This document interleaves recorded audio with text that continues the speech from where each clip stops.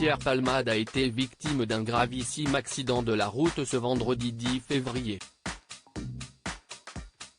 Le Parisien apporte de nouvelles informations sur le déroulé de la scène et évoque ainsi 2 personnes qui se seraient enfuies du véhicule de l'artiste. Terrible.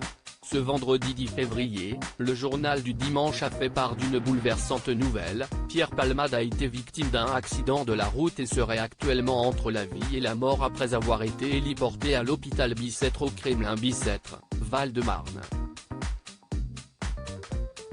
L'accident, mêlant plusieurs véhicules, se serait déroulé aux alentours de 18h45 sur la D372, à Villiers-en-Bière, en Seine-et-Marne, proche de là où vit ce dernier.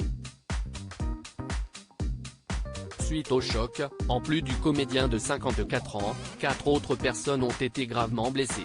Une femme enceinte héliportée à Beaujon à Clichy-sur-Seine, accompagnée de son frère, et son fils de 6 ans héliporté à Necker, ainsi qu'un homme de 80 ans, plus légèrement blessé.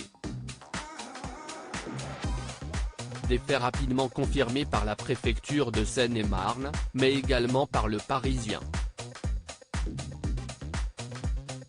Pierre Palmade était-il accompagné de 2 autres passagers ?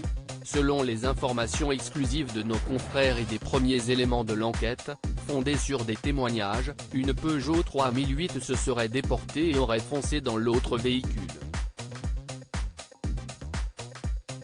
À l'intérieur de cette voiture, Pierre Palmade était visiblement à la place du conducteur, alors que 2 autres personnes se trouvaient sur les places passagers et ont pris la fuite immédiatement après la collision, toujours selon les témoins sur place.